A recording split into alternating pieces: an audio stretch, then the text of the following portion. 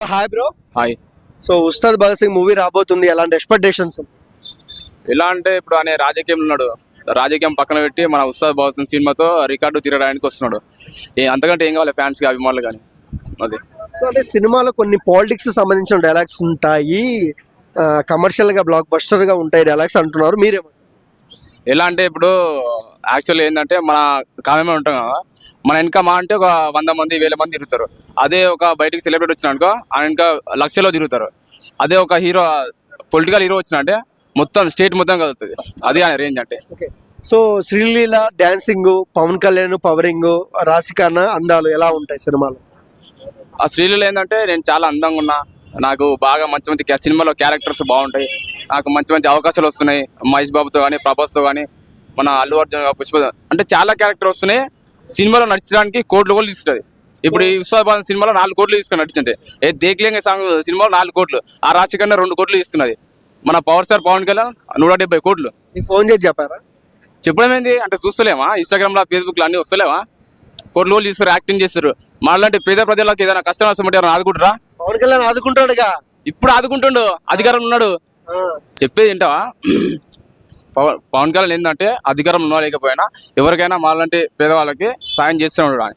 అది కాదు బ్రో, ఇప్పుడు పవన్ కళ్యాణ్ ఆఫీస్ ఉంది కదా మంగళగిరిలో, ఒక వ్యక్తి వెళ్ళి అద్దాల పగలగొట్టి దాడి చేశారు, అది ఎంతవరకు కరెక్ట్ అండి?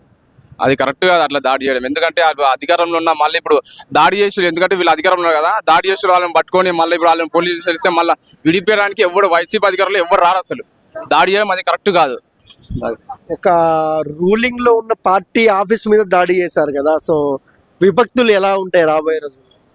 రావే మొత్తం కఠిన చర్యలే ఉంటాయి. మళ్ళీ నెక్స్ట్ ఇక మన ఆంధ్ర పవన్ కళ్యాణ్ ఉన్నాడు కదా, పవన్ కళ్యాణ్ ఉన్నంత వరకు ఆ వైసీపీ అధికారులు కానీ, ఆ ఎమ్మెల్యే ఎంపీలు కానీ ఎవరు అసలు గవర్నమెంట్ అధికారులు రారు. నెక్స్ట్ జగన్ సీఎం వచ్చలేగాడు, అది ఓపెన్ చెప్పి. పవన్ కళ్యాణ్ గారు వేరే వాళ్ళ మీద దాడి చేస్తేనే ఆయన ఒప్పుకోరు, అలాంటిది ఆయన ఆఫీస్ మీద దాడి చేశారు, ఏం చేస్తారు సార్?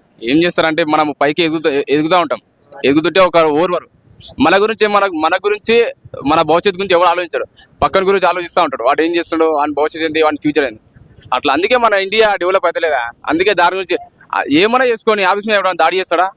దాడి చేయడం అది కరెక్ట్ కాదు. ఎందుకంటే చాలా మంది ఎవరు చేశారనుకోవచ్చు దాడి, ఎవరు చేస్తా అంటే మళ్ళీ ఉన్నారుగా వైసీపీ అధికారులు, ఆ కూడళ్ళని, ఆ రోజా, ఇంకా ఉన్నారు అనిల్ ఉన్నారు వాళ్ళు ఎమ్మెల్యే.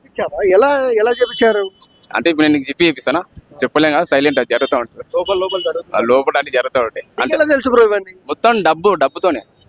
డబ్బు ఏదైనా జరగాలంటే మొత్తం డబ్బు. ఇప్పుడు నిన్ను కొనాలన్నా డబ్బే, ఒక బస్సు కొనాలన్నా డబ్బే, ఏదైనా మొత్తం డబ్బే. కుట్ర జరుగుతుందంటావు కళ్యాణ్ గారి మీద? జరుగుతుంది. అంటే ఆయన చేసిన మంచి పనుల వల్ల ఎవరికి ఇష్టం లేక మొత్తం జారులు జరుగుతుంది. Thank you.